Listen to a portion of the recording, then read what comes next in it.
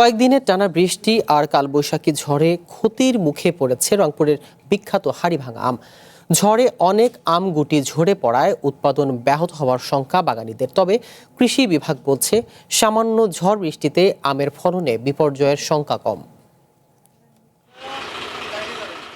জুনের শেষ সপ্তাহ থেকেই বাজারে আসতে শুরু করে রংপুরের সুস্বাদু হাড়িভাঙা আম। ইতিমধ্যে আমটি জিআই পণ্যের স্বীকৃতি পাওয়ায় বাজারে চাহিদাও বেড়েছে।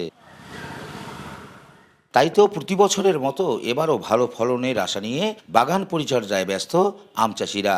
তবে কয়েকদিনের বৃষ্টি আর কালবৈশাখী ঝড়ে অনেক বাগানে দেখা দিয়েছে ক্ষতির আশঙ্কা। আম চাষিরা বলছেন, কয়েক মাসের শ্রম আর বিনিয়োগের পর প্রাকৃতিক দুর্যোগে লোকসানের আশঙ্কায় রয়েছেন তারা। কম হয়েছে আর কি। ইয়াতে এখন যদি যে আমের দাম আরো যদি না থাকে, যেহেতু আমরা মার্ডার, বৃষ্টি পড়ার কারণে আমার মুকুলটা কিছুটা ক্ষতিগ্রস্ত হয়েছে। এবার আমের রেজাল্ট মোটামুটি খারাপ। আবহাওয়ার কারণে মুকুল নষ্ট হয়েছে, আমের গুড়ি নষ্ট হয়েছে।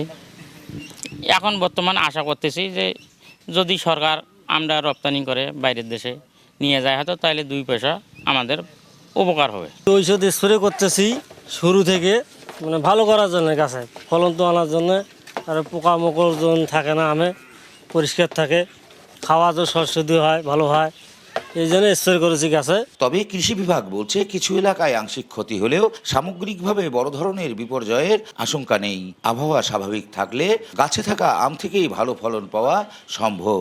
কালবৈশাখীর কারণে কিছু ফল ঝরে যাওয়ার তথ্য পাওয়া গেছে। তবে এটা আসলে স্বাভাবিক, যে আমাদের ন্যাচারাল এই আবহাওয়ার যে পরিস্থিতি, সে কারণেই হয়েছে।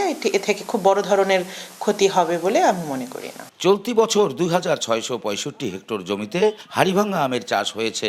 আবহাওয়া অনুকূলে থাকলে হাড়িভাঙা আমের বাজার 200 কোটি টাকা ছাড়িয়ে যাওয়ার সম্ভাবনা রয়েছে। রেজাউল ইসলাম বাবু, ওয়ান নিউজ, রংপুর।